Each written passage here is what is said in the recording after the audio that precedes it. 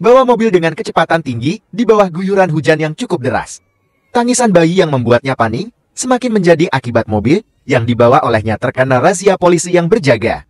Sepertinya malam itu masih menjadi malam keberuntungan bagi si penculik.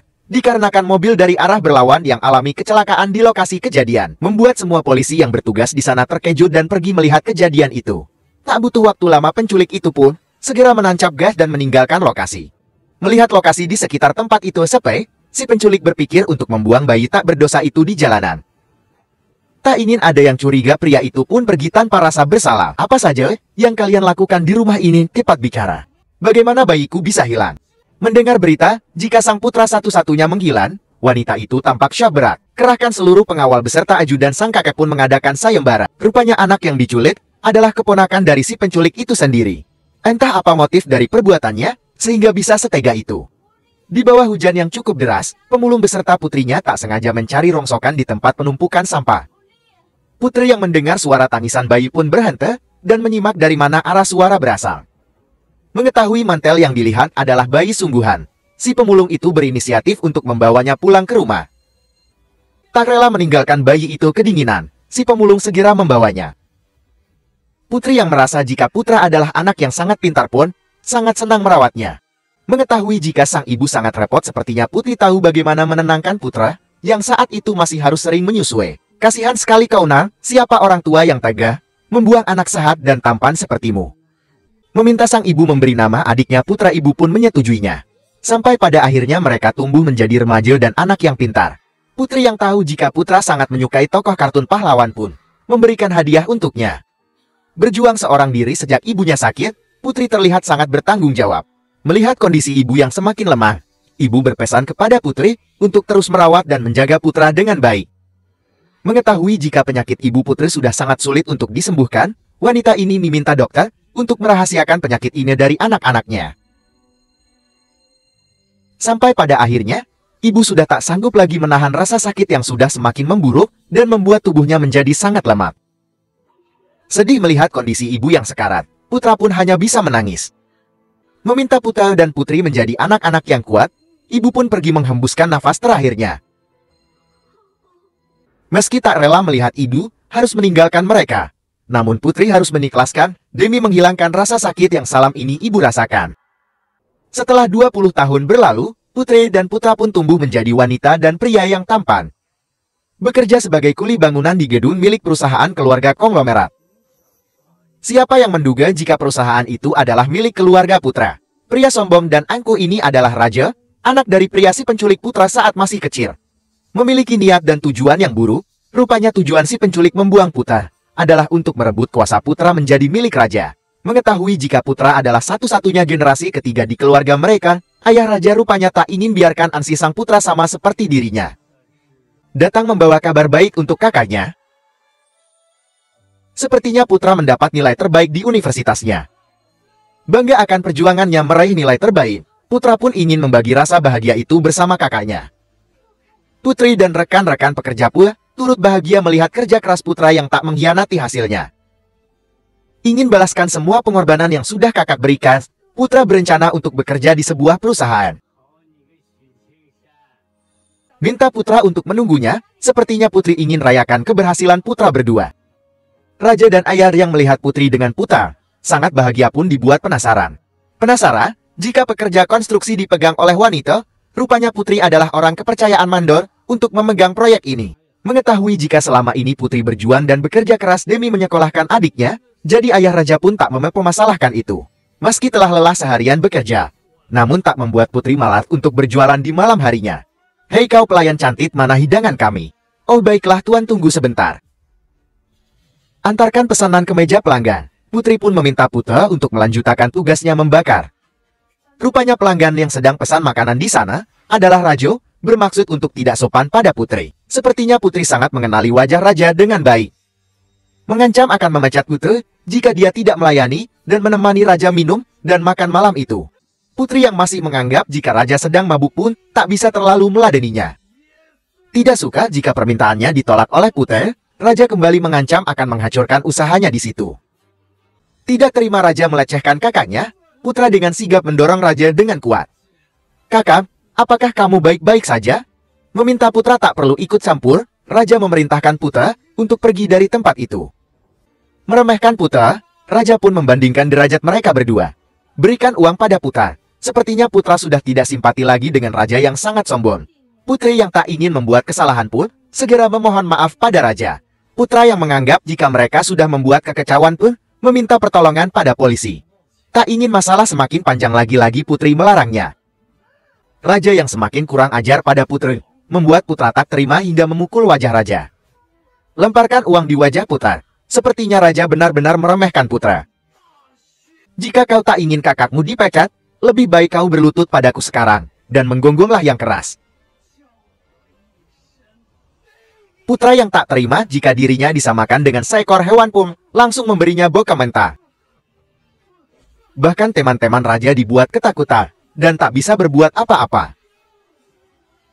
Mengetahui jika raja adalah anak orang kaya, raja pun melaporkan putra ke pihak yang berwajib dan menjebloskannya ke penjara. Demi membela harga dirinya dan kakak yang dia cintai, putra rela meski harus dijebloskan ke penjara ini. Tanyakan kabarnya juga kondisi sang adik, sepertinya putri tak rela jika harus berpisah dari putra. Aku baik-baik saja di sini. Adikku sayang, maafkan aku. Maaf sudah membuatmu hidupmu begini. Minta kakak untuk lebih berhati-hati, sepertinya putra sangat mengkhawatirkan raja nekat menyakiti kakaknya.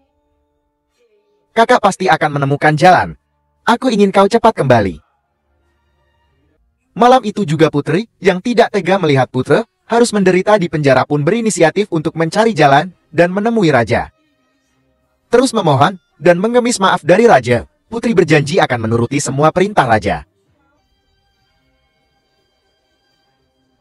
Mengancam dan menginjak-injak harga diri putri di hadapan banyak orang, sepertinya putri sudah tak memperdulikan apapun.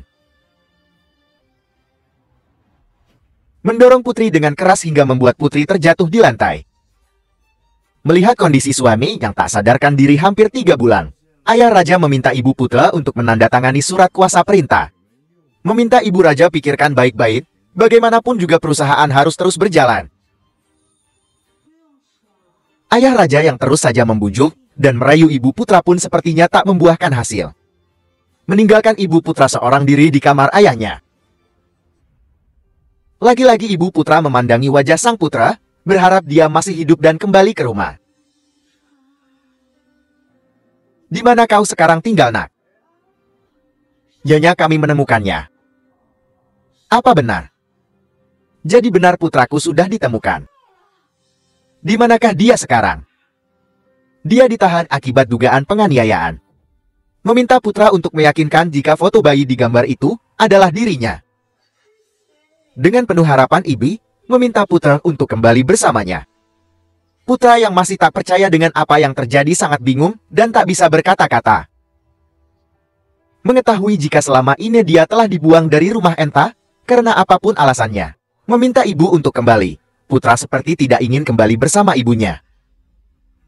Terkejut mendengar keputusan putra yang tak mau kembali ke rumah. Membuat ibu menyarankan sekretaris mencabut dan menebus laporan penahanan putra. Dalam waktu 1 jam ke depan, kau cabut laporan penahanan putra untukku. Itu melanggar aturan. Lagi pula, dia melakukannya lebih dulu. Ini terlalu teliti. Mulai sekarang, seluruh dunia harus tahu. Jika putra adalah satu-satunya pewaris kerajaan. Keesokan harinya saat putra keluar dari penjara, beberapa mobil mewah lengkap dengan pengawalnya menunggu untuk menyambut putra.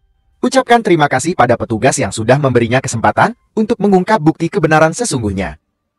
Aku adalah sekretaris, sekaligus pengacara grup Kian. Tugasku sekarang adalah menjadi asisten pribadi Anda, Tuan Muda. Izinkan aku datang padamu untuk mengabdi di masa yang akan datang. Perintahkan pengawal untuk berikan jas pada putra. Putra yang yakin, jika dirinya adalah satu-satunya pewaris ayahnya pun menyetujui permintaan Nonali untuk ikut bersamanya. Demi mengungkap alasan, mengapa dia sampai dibuang dari keluarganya. Putra pun pergi dan kembali bersama asisten pribadinya. Telah siapkan jamuan mewah untuk menyambut putra, asisten pun membawanya pergi ke sana. Menyambut kedatangan sang putra mahkota, semua dikerahkan untuk bekerja dengan baik. Bahkan semua pekerja yang bertugas di area bangunan tempat tinggal pun ikut terkejut melihat acara yang begitu mawar.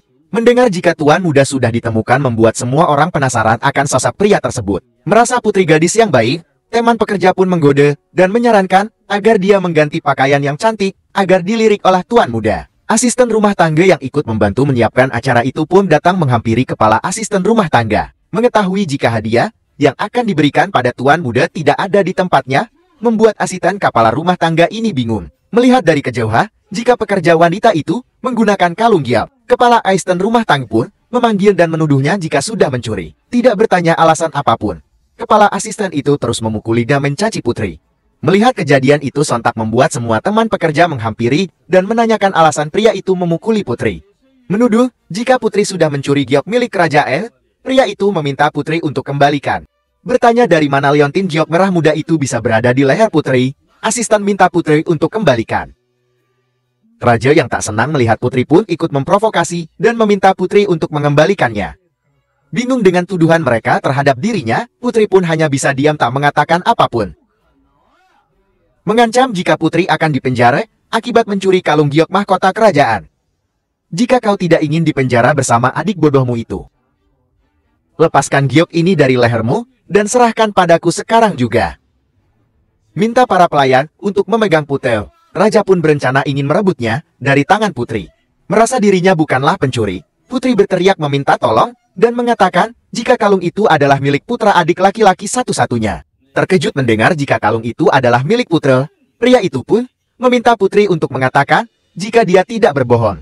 Mengatakan jika putra bukanlah adik kandungnya, melainkan anak yang ditemukan 20 tahun lalu di tempat penumpukan sampah. Lalu ibuku menemukan kalung ini menempel di lehernya. Khawatir jika pemilik anak itu menemukan putra, jadi ibu meminta agar aku saja yang menyimpan kalung ini. Seolah tak percaya dengan omong kosong putri. Raja berpikir jika dia menginginkan adiknya menjadi putra mahkota, perintahkan untuk menangkap dan memberi hukuman pada putri. Memerintahkan pelayan untuk memegang putri sepertinya raja sengaja ingin merampas dan mencuri kalung giok itu dari tangan putri. Dengan sekuat tenaga putri menahannya, tapi teman pekerja yang sudah tercuci otaknya pun ikut membantu raja merebut itu dari tangan putri. Minta pengawal datang untuk memberi pelajaran pada putri. Kalian semua cepat pukul semua pencuri ini untukku. Tak ingin kebodohan mereka terungkap, raja pun ikut menyingkirkan semua pekerja yang ada di sana. Masih kesal dengan perbuatan putra terhadapnya, raja pun membalaskan itu pada putri. Ini akibatnya jika kau berani membuat masalah denganku. Tapi tuan aku tidak pernah mencuri itu, adalah kalung milik adikku. Persetan dengan omong kosongmu. Mulai hari ini, kalung ini adalah milikku. Perintahkan raja untuk berhenti menindas putra. Sepertinya putra sudah tiba di lokasi. Ada apa ini? Apa yang sebenarnya terjadi? Wanita bernama Sasa ini adalah asisten pribadi putra. Mendengar jika putri telah mencuri kalung giok pusaka kerajaan, mereka bermaksud ingin memberinya pelajaran. Terkejut melihat penampilan putra yang berubah dan terlihat sangat berbeda, sepertinya asisten bingung melihat putra yang sangat dekat dengan putri. Mendengar putra memanggil putri adalah kakaknya, sontak semua orang di sana terkejut. Meyakinkan putra jika dirinya tidak pernah mencuri. Putri pun menjelaskan jika kalung giok yang selama ini dia pakai adalah miliknya. Mengatakan kebenaran, jika putra bukanlah adik kandungnya, putri yakin putra adalah putra mahkota. Meyakinkan putra jika ayah rajalah yang telah menculik dan membuangnya saat masih kecil. Bukannya merasa bersalah, raja justru mengatakan jika putra dan putri sudah merencanakan niat buruk ini untuk mengaku-ngaku sebagai putra mahkota. Minta mereka akui kesalahannya dan meninggalkan istana hari itu juga. Putri yang takut jika harus kehilangan putra, jika dia kembali pada keluarganya pun terpaksa mengakui jika dia telah mencuri kalung itu. Tidak ingin jika putra harus disakiti oleh orang-orang jahat itu, putri hanya meminta putra untuk mempercayainya saja. Meminta putra untuk percaya jika yang dia lakukan itu semua demi kebaikan mereka bersama. Beraninya kalian manusia miskin masuk ke dalam istana ini dan membuat ulah, tidak akan kulepaskan kalian. Putra yang sudah muak dengan sikap raja, yang terus saja merendahkannya pun tidak terima dan memberinya pukulan yang sangat keras. Melihat situasi semakin sulit, asisten pun menghubungi sekretaris istana untuk datang dan hentikan kekacauan yang terjadi.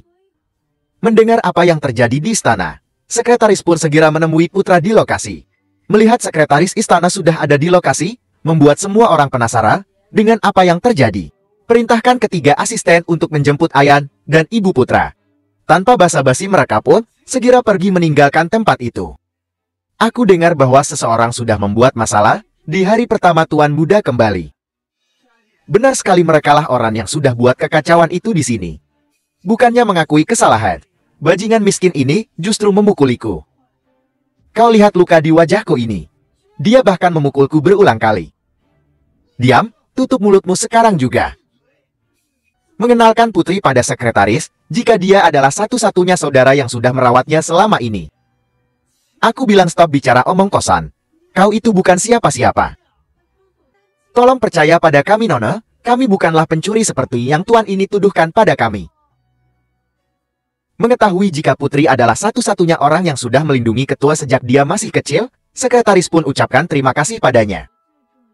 Menceritakan perjuangan dan pengorbanan Putri yang sudah merawat hingga memberikan pendidikan yang terbaik untuknya, Putra sangat bangga memiliki saudara seperti Putri. Raja yang tidak percaya dengan ucapan Putra pun menyangkal dan lagi-lagi meminta sekretaris untuk tak mempercayai mereka. Hei kau, kenapa kau menampar wajahku? Karena kau pantas untuk ditampar. Untuk menyadarkan betapa bodohnya dirimu di mata semua orang yang ada di sini. Untuk menyadarkanmu juga betapa bodohnya kau masih menyangkal kenyataan jika Putra adalah putra pewaris kerajaan. Menjelaskan pada Putra, jika adik yang selama ini dia rawat dan besarkan adalah putra mahkota yang selama ini telah diculik oleh orang yang iri padanya. Sekretaris yang sudah mengetahui kebusukan dan kejahatan yang dilakukan oleh raja dan ayahnya hanya memberi mereka peringatan. Perintahkan untuk menjaga mereka dan mengawasi sampai keluarga Putra datang, setelah itu menyerahkan raja beserta ayahnya ke polisi. Takut jika kebohongannya selama ini ketahuan, ayah raja segera memohon agar sekretaris mengampuni perbuatan kejinya. Selama ini aku kilaf, aku mohon tolong maafkan dan lepaskan kami. Mengetahui jika Putra adalah seorang putra bangsawan, Putri pun bersyukur akhirnya Putra dapat berkumpul dan bertemu dengan orang tuanya kembali. Percayalah, Kang, aku tidak akan pernah meninggalkanmu. Tidak mungkin, ini semua pasti salah paham, dia bukanlah putra mahkota yang asli. Dia pasti sedang berbohong, kalian semua harus membuka mata kalian lebar-lebar. Kesal melihat tingkah dan ulah raja yang hanya akan memperkeruh keadaan, ayah pun memberinya pelajaran, agar dia bisa menutup mulutnya. Mengingat kejadian yang dia lakukan 20 tahun lalu pada Putra, ayah raja pun menyesalinya. Pria yang menyelidiki masalah ini pun ikut membantu menjelaskan semua kebusukan raja dan ayahnya. Raja yang sedih mendengar pengakuan yang dia alami saat itu tak bisa membayangkan jika saat itu dia tidak ditemukan oleh Putri. Mengetahui jika cucu satu-satunya pewaris kerajaan sudah kembali, kakek pun ikut hadir di acara penyambutan itu. Tidak percaya dengan apa yang wanita ini lihat di hadapannya adalah sosok Putra yang sudah dia rindukan sejak 20 tahun yang lalu. Mengenalkan pada Putra jika pria tua itu adalah kakeknya. Putra yang selama ini sudah mereka cari selama bertahun-tahun. Ucapkan salam pada sang kakak, terlihat Ibu Putra sangat terharu dengan keajaiban ini. Hei kau, kenapa diam saja? Apa yang masih kamu lakukan? Putra kita sudah kembali. Apa tidak ada yang ingin kau sampaikan padanya? Merasa bahagia membuat ayah tak bisa berkata-kata? Bu, izinkan aku memperkenalkan wanita baik ini pada kalian. Dia adalah satu-satunya saudara perempuan yang aku miliki. Aku bisa sampai seperti ini itu semua berkat kerja kerasnya. Kalau begitu, mulai sekarang kau adalah satu-satunya putri tertua di keluarga kami. Ucapkan terima kasih yang tak terhingga pada Putri, bahkan memberinya uang sebanyak apapun tidak akan bisa membalas rasa syukur mereka hari ini.